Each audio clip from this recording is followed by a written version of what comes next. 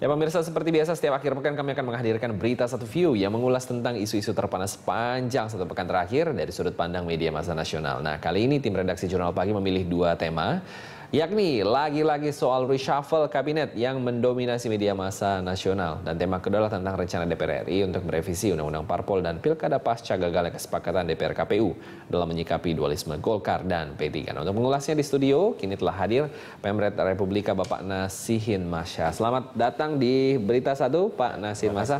Pak, kita mau berbicara mengenai lagi-lagi reshuffle dulu deh. Nah, itu sekarang santer makin terdengar, bukannya mereda. Apakah memang itu kelihatannya ke arah sana? Reshuffle kan memang bisa saja terjadi ya. Ya. Tapi sampai saat ini sebetulnya belum ada pembahasan yang cukup serius yang kami dengar ya dari lingkungan pemerintahannya. Tapi memang desakan-desakan itu muncul dan dari awal sebetulnya memang ini kan faksi-faksi itu banyak sekali kan. Ya. Dan itu yang membuat isu reshuffle itu selalu muncul kan. Dan kita lihat juga ada persoalan yang orang kinerja pemerintah. Ya, tentu saja dalam waktu 6 bulan sebetulnya kinerja itu belum bisa diukur secara akurat ya. Yang berikutnya juga kan sebelumnya ada kegaduhan politik ya.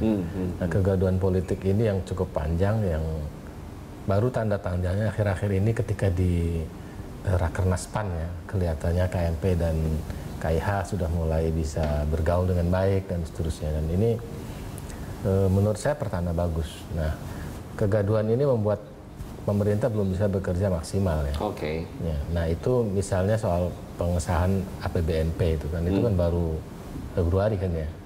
Februari dan ya otomatis pencairan anggaran juga lambat. Di samping kan ekonomi ada faktor global ya, yang sangat kuat. Jadi ada domestik dan global yang itu juga tidak mudah ya. Ya, jadi kalau secara indikator lah, Anda atau Republika melihat memang haruskah reshuffle di waktu-waktu sekarang seperti itu? Harus, wajib? Ya, kalau saya sih tidak mengharuskan ya, kalau menurut pendapat saya. Karena ya itu waktu masih terlalu pendek, kecuali tentu saja ada kesalahan-kesalahan yang sangat fatal yang tidak bisa dimaafkan ya. Tapi sampai saat ini kan belum ya. Walaupun orang mengatakan kualitasnya ada yang menteri ini KW itu banyak lah ya. Tidak KW 1 katakan. Ada memang pembicaraan seperti itu ya tentu saja bisa saja terjadi, tapi dan ini kan politik ya. Iya. Politik, tapi juga kita terlalu terburu-buru ya. Oke, kalau Anda melihat itu terburu-buru, kira-kira harus berapa lama yang pantas untuk melihat kinerjanya secara optimal? Ya mungkin 1 tahun ya baru akan kelihatan ya. Hasilnya orang itu bekerja apa tidak. Nah, permasalahannya adalah media massa sekarang ini kayaknya mulai ramai untuk mengangkat antara perbedaannya Jokowi dengan JK. Kalau JK nih kelihatannya kayak udah nggak sabar untuk reshuffle nih, untuk pergantian biar cepat. Jokowi sementara bilang belum ada. Anda melihatnya bagaimana? Saya tidak tahu apa JK tidak sabar atau tidak. Pak JK kan hanya merespon pertanyaan-pertanyaan juga kan. Jadi bukan keluar yang karena dia memang mau menyampaikan gitu. Tapi itu merespon pertanyaan-pertanyaan. Ya mungkin saja dan seterusnya. Jadi tidak ada bahasa yang firm gitu. Bahasa yang firm bahwa memang akan terjadi reshuffle atau dia menginginkan reshuffle. Ya, lebih ke respon aja dari pertanyaan yang diajukan. Nah, kalau Anda melihat seperti ini, dalam waktu 6 bulan lah ya, melihat indikator-indikator yang ada, Anda tadi mengatakan bahwa sepantasnya sih setahun. Tapi setidaknya dalam 6 bulan ini, apakah masih banyak yang belum memenuhi ekspektasi? Ya, memang ada sejumlah menteri yang kok namanya saja kita lupa. Gitu. Menteri ini siapa ya? Kok menteri ini nggak pernah muncul? Ya? Dan itu menurut saya orang bisa saja mengatakan bahwa saya bekerja. Gitu. Tapi kan salah satu kerja seorang menteri selain bekerja ke dalam, dia harus berkomunikasi kepada publik kan. Karena ini jabatan politik, bukan jabatan profesional. Karena itu bagian dari akuntabilitas dan mempertanggungjawabkan kita kepada publik bahwa kita sudah melakukan pekerjaan dan ini loh yang sudah dikerjakan. Dan itu penting untuk membangun confidence serta apa namanya, ya rakyat berhak tahu apa yang sudah dia kerjakan dan apa yang belum dia kerjakan. Betul. Jangan Jadi, mengatakan sudah merasa kerja tapi sebetulnya rakyat nggak kelihatan hasilnya. Ya. Rakyat butuh hasil. Bagaimanapun juga walaupun dalam waktu 6 bulan ini ya, dia harus, dari ada kelihatannya ibaratnya begitu ya. Ya memang di situ ketika orang mengatakan KW1, KW2 atau KW3 itu menjadi sangat penting bagaimana bahwa seorang menteri itu bahwa kerja itu memang 1 tahun akan kelihatan. Tapi kita ini kalau orang yang biasa bergerak di dalam dunia profesional itu ada hal yang harus segera kelihatan. Ada yang memang jangka menengah dan jangka panjang. Dan itu supaya apa namanya membangun confidence kepada publik dan juga untuk menunjukkan bahwa kita sudah bekerja. Itu sangat penting. Nah, ini yang menurut saya sejumlah menteri itu tidak menunjukkan komunikasi publik secara baik atau tidak membuat program-program yang segera bisa terwujud. Dari penelusuran Republika sendiri, kementerian-kementerian mana saja nih yang belum perform? Ya, saya tidak berani mengungkapkan ya karena apa namanya, tentu saja kita tidak melakukan survei secara khusus ya, tidak melakukan riset secara khusus sehingga kita tidak boleh gegabah mengungkapkan ini bahwa perasaan-perasaan atau feeling atau apa mungkin saja ada dan setiap orang punya ya.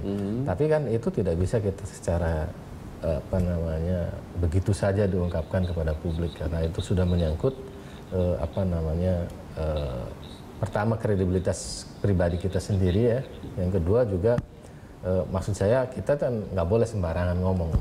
Yang kedua juga menyangkut nasib orang. Iya benar-benar nanti gara-gara ini terus nanti ada perubahan. Nah, melihat 6 bulan ke depan, ini kan baru 6 bulan pertama, nanti 6 bulan ke depan, kira-kira rakyat masih bisa menunggu, sabar untuk ada ya justru di situ apa yang namanya ada hal-hal langkah yang segera kelihatan, ada langkah yang sifatnya jangka menengah dan sifatnya jangka 5 tahun.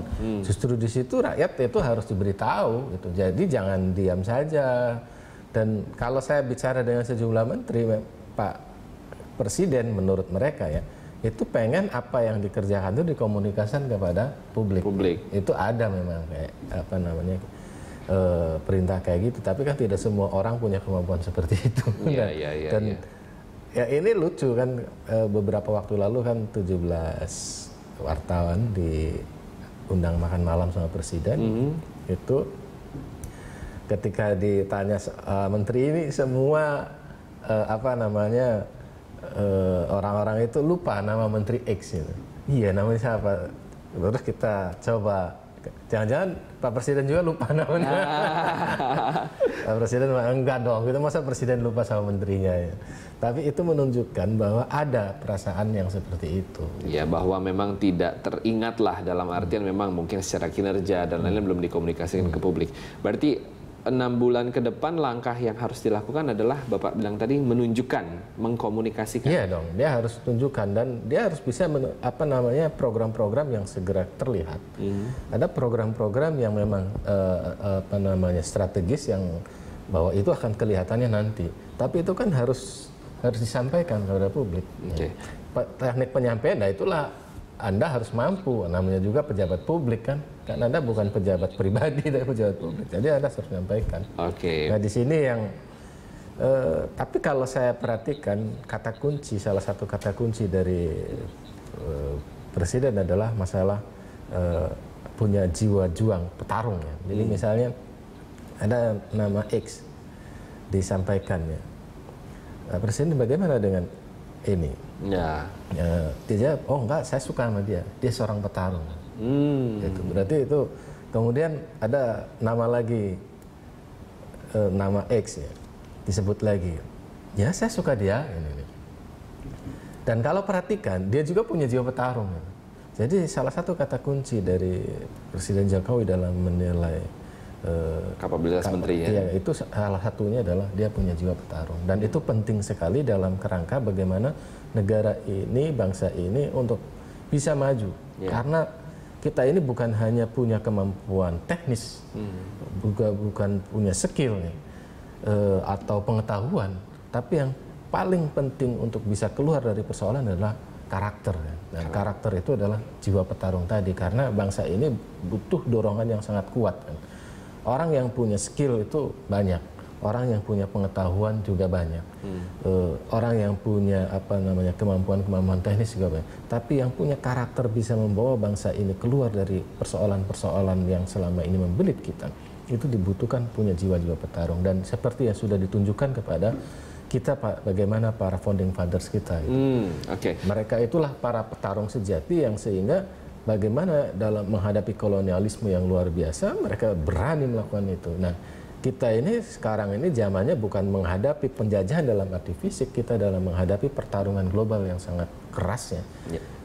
Dia tidak mengenal belas kasihan, mau kita tetangga, mau apa, kita masing-masing berjuang membawa kepentingan bangsa dan negaranya. Dan hanya orang-orang yang punya jiwa petarung itulah yang menurut saya bisa membawa bangsa ini keluar dari persoalan kemiskinan, persoalan ketertinggalan, persoalan kebodohan, dan seterusnya. Ini tidak gampang.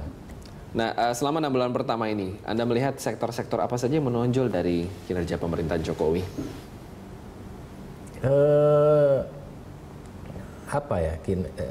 Belum terlalu banyak yang menonjol, belum terlalu banyak yang menonjol, dan itu yang membuat orang tadi reshuffle gitu. Karena mereka mungkin ada persoalan awal yang pertarungan yang sangat kompleks, ya kan? Kemudian banyak nama-nama yang mengejutkan kita, sehingga mereka lebih banyak ke dalam. Dan kalau kita tanya ke para menteri, kita justru ini kompak sekali menteri gini. Oke, Anda kompak gitu, tapi bagaimana keluarnya? Nah, kalau begitu 6 bulan ke depan apa nih kira-kira yang harus diprioritaskan, Pak? Ya, sektor-sektornya. Ini persoalan yang paling nyata itu adalah rasa kepercayaan publik pada mereka, ya. Jadi bahwa mereka adalah orang yang punya kemampuan, bahwa mereka orang yang siap bertarung, bahwa mereka adalah orang-orang yang bersih, ya. Itu penting sekali masalah bersih ini. Dan bagaimana mereka itu keluar dari persoalan katakanlah ya yang sifatnya kelompok, yang sifatnya partai, itu. Bahwa mereka sekarang adalah sudah menjadi tokoh yang menjadi milik seluruh masyarakat. Gitu. Ketika Anda sudah terpilih di jabatan publik, persoalan-persoalan yang primordial tadi harus sudah dilepaskan. Nah, inilah yang harus ditunjukkan kepada publik. Nah, memang orang kan sekarang harus menunjukkan empati yang sangat kuat, ya. Bagaimana pemerintah di awal sudah memberikan pil yang sangat-sangat pahit, men. Bukan sekedar pahit, tapi sangat-sangat pahit dengan mencabut subsidi. Ya kan, bukan hanya mencabut subsidi BBM, juga kenaikan tarif listrik, kenaikan harga gas, kenaikan tarif kereta api, dan seterusnya. Itu tentu saja buat masyarakat itu besar sekali pengaruhnya. Memang di kalangan menengah atas itu tidak, masih saving masih ada kan, atau pendapatan dia cukup sehingga masih bisa menghandle. Tapi bagi yang di bawah, yang mungkin 15% atau apa, itu berat sekali. Dan kita harus tunjukkan empati itu, gitu. Dan bagaimana kita menolong mereka. Jadi empati. Kemudian yang kedua, tunjukkan bahwa dia itu sudah bekerja ya, datangi masyarakat. Kemudian ada langkah-langkah jangka pendek yang akan terlihat hasilnya segera, ya. Yang paling simpel itu ya penciptaan lapangan kerja, ya. Mestinya kan ketika di awal krisis dulu dana sangat terbatas, ya. Di masa krisis di awal reformasi maksud saya, itu pemerintah simpel bikin programnya. Pokoknya bikin kegiatan, pekerjaan yang sebanyak-banyaknya yang berdampak di masyarakat. Udah membersihkan gorong-gorong, bikin selokan, bikin irigasi, dan seterusnya. Itu kan murah kan? Betul.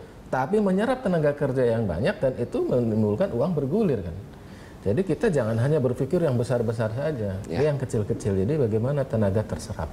Itu yang penting, ya. Baik, kita tunda dulu untuk segmen berikutnya. Tetaplah bersama kami akan segera kembali.